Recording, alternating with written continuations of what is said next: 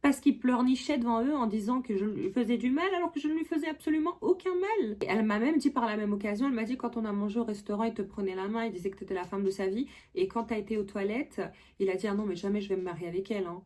Et en fait, et moi je lui ai dit mais pourquoi tu me l'as pas dit?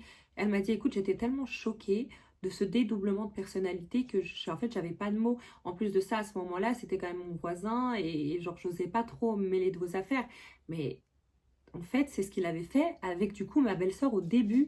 Vous vous rappelez donc quand j'étais en train de tourner à mon tournage à Paris pour la télévision, et ben c'est ce qu'il avait fait avec elle aussi. Devant moi, c'était ha ha ha ha, et derrière moi, c'était non, pas du tout, jamais de la vie, c'est pas possible, je vais jamais me marier avec elle.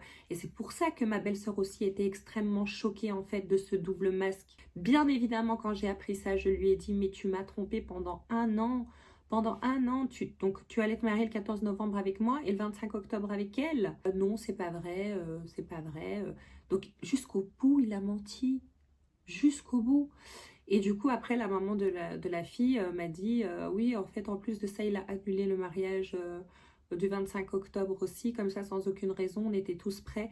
Donc, en fait, il a préparé deux familles à un mariage et il a annulé les deux pour but de blesser et d'humilier ses victimes, en fait, qui étaient moi et du coup, la personne avec qui il est maintenant. Et vous vous rendez compte de la dinguerie? Je n'ai jamais vu une personne pareille. Donc les filles, si j'ai bien un conseil à vous donner, ne faites pas les aveugles. Peu importe le degré d'engagement dans lequel vous êtes, ne faites pas les aveugles. Ne voyez pas que le positif pour essayer de sauver cette relation. Quand il y a du négatif, il faut le voir aussi. Il faut le voir et voir si c'est un négatif qui peut vous nuire, qui peut vous blesser, vous faire du mal et surtout un négatif qui ne change pas. Parce que être hypocrite de cette manière-là, vous rabaisser de cette manière-là et mettre tout en œuvre, parce que c'est un plan qu'il avait. Depuis le début, il savait ce qu'il voulait faire, me rendre dingue. Ça n'a pas marché, alors il m'a quitté et humilié. Déjà, je vois ça comme une leçon. Et ensuite, je sais que Dieu m'a sauvée. Je sais que Dieu m'a sauvée des griffes de cet homme. Et s'il ne m'aurait pas quitté, j'aurais fini par le faire dans tous les cas parce que ça faisait déjà au moins 10 jours où je commençais vraiment à voir son vrai visage et où j'en faisais carrément des crises d'angoisse, où je ne comprenais pas pourquoi il me persécutait à ce point-là, qu'est-ce que je lui avais fait, qu'est-ce que j'avais fait pour mériter ça.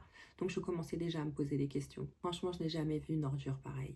Dites-vous, écoutez, comment vous vouliez que je sache que le gars me mentait? C'était une personne qui a passé toute sa vie dans des églises. Pour lui, la religion était hyper important. Donc, il était face à des prêtres en train de tenir ma main et dire qu'il voulait se marier avec moi, qu'il était sincère. Et il mentait.